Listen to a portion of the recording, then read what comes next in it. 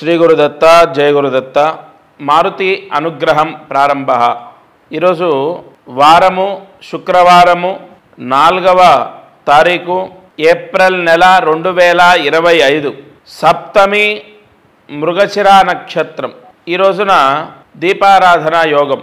చాలామందికి ఒక సందేహం ఏంటంటే దీపారాధన నేను చెప్పిన ద్రవ్యముతోనే చేయాలా, ఏం చేసినా పర్వాలేదా? అసలు కలియుగంలో ఎన్ని నియమాలని ఉల్లంఘిస్తున్నామంటే ఎన్ని వెసులుబాటులు మనం పొందుతున్నాము. ఋషులు మనకు అందించాలో తెలుసా? మడి ఎలాగైనా పర్వాలేదు, మనసు బాగుంటే చాలు, లేదంటే పవిత్ర సంస్కార యోగం ఎలాగైనా పర్వాలేదు, శుద్ధిగా శుచిగా ఉంటే చాలు. ఇలా ప్రతి ఒక్క విషయంలో పూజా కార్యక్రమంలో పంచపల్లవాలు తీసుకురావాలి, రావి మర్రి జువ్వి లేకపోయినా పర్వాలేదు, మామిడి ఆకులు అవి కూడా లేకపోతే తమలపాకులు, రజిత పాత్ర వెండి కలశం పెట్టాలి, కుదరలేదు, రాగి కలశం కుదరలేదు, ఇత్తడి కుదరలేదు, మట్టి కలశం. ఇలా ప్రతి ఒక్క దాంట్లో మనం వెసులుబాటు పొందుతూనే ఉన్నాం. ఎందుకంటే కలియుగములో అసలు చెయ్యకుండా వదిలేయడం కన్నా చేయటం ఉత్తమం. అయితే ప్రతిరోజు దీపారాధన మాత్రము మీరు సాధ్యమైనంత వరకు మీ కోరికలు వెంటనే సిద్ధించాలి, అబ్బాయికి ఉద్యోగం రావాలి, అమ్మాయికి పెళ్ళి అవ్వాలి అన్న మనస్సంకల్పితం నెరవేరాలంటే, వెంటనే కోరిక సిద్ధించాలి అంటే ఆ దీపారాధన ఏదైతే మనం చేస్తున్నామో దాంట్లో మీరు ఉదాహరణకు శనగ నూనె చెప్పాను. శనగ నూనె నాకు దొరకలేదు, నాకు తెచ్చేవాళ్ళు లేరు, నేను ఆవు నెయ్యితో చేస్తాను లేదా నువ్వుల నూనెతో చేస్తానంటే దాని ఫలితము దానికి ఉంటుంది, కాదనట్లే. కానీ వెంటనే మన కోరిక సిద్ధించడానికి కొంత ఆలస్యానికి ఎంతైతే వ్యత్యాసం ఉంటుందో అంత వ్యత్యాసం ఉంటుంది. ఇవాళ దీపారాధన ఖచ్చితంగా చేయండి. నువ్వుల నూనెతో పసుపు రంగు ఒత్తితో, ఎల్లో కలర్ పసుపు రంగు ఒత్తితో దీపాన్ని వెలిగించాలి. విశేష ధన లాభం ఆ ఇంట్లో సిద్ధిస్తుంది.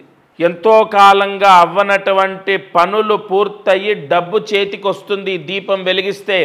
ఇది శని గురువుల యొక్క అద్భుతమైన యోగాన్ని ప్రసాదింపజేసే కాంబినేషన్. ఇది పసుపు రంగు ఒత్తి వేసి నువ్వుల నూనె వేసి ఇంట్లో దీపాన్ని వెలిగించండి సూర్యాస్తమయంలోపు. ఇక ప్రాయశ్చిత్త కర్మ, అదృష్టమైశ్వర్యం, ఎంతో దారిద్ర్యంలో ఉన్నవాళ్ళు, అప్పుల బాధల్లో ఉన్నవాళ్ళు ఈ పరిహారం చేయండి. సర్వ అరిష్ట దోషాలు, అప్పుల బాధలు తొలగిపోతాయి.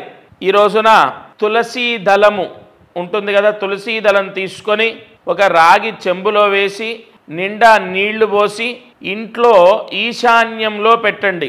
అది సొంతిల్లైనా అద్దిల్లైనా తులసీ దళం ఒక ఇంత తీసుకోండి, ఒక 5-6 దళాలు తీసుకోండి, లేదా ఒక పిరికెడు తీసుకోండి, రాగి చెంబులో వేయండి, నిండా నీళ్లు పోయండి, ఆ తులసీ దళము ఈశాన్యంలో పెట్టండి.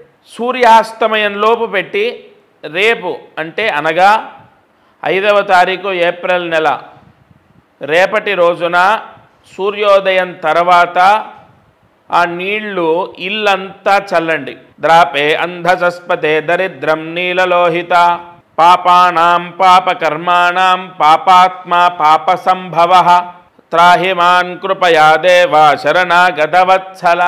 సమస్త దరిద్రము పాపము ఆ ఇంట్లోంచి పోతుంది.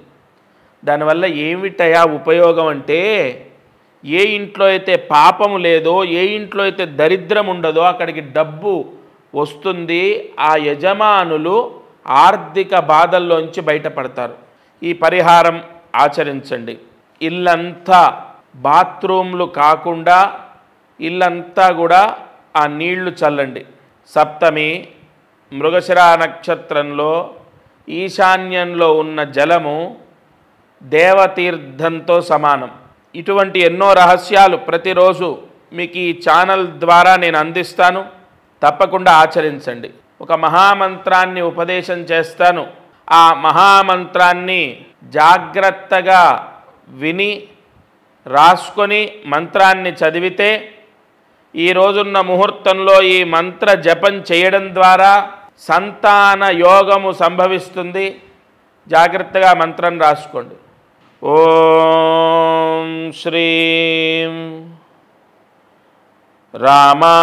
రామాంజనేయాయ నమః. ఓం శ్రీం రామాంజనేయాయ నమః. ఓం శ్రీం రామాంజనేయాయ నమః. ఈ మంత్రం 11 సార్లు రాసి 108 మార్లు జపిస్తే రెండో సంతానం లేని వాళ్ళకు రెండో సంతానం, అసలు సంతానమే లేదన్న వాళ్లకు సంతానం లభిస్తుంది. ఏమండి, కొన్ని ముహూర్తాల్లో, కొన్ని నక్షత్రాల్లో కొన్ని మంత్ర జపాలు ఖచ్చితంగా సిద్ధిస్తాయి. తప్పకుండా చేసుకోండి. ఎక్కడ ఏ పుణ్యం ఎలా రక్షిస్తుందో తెలియదు. ఒక జీవి పుట్టుకకు భగవత్ అనుగ్రహం చాలా అవసరం. సంతాన దోషం పోతుందని చెప్పబడింది. ఈ మంత్రం ఈ రోజున తప్పకుండా జపించండి. ఇది వాల్టి మారుతి అనుగ్రహం కార్యక్రమం. సర్వే జనా సుఖినో భవంతు. శ్రీ గురు దత్తార్పణమస్తు.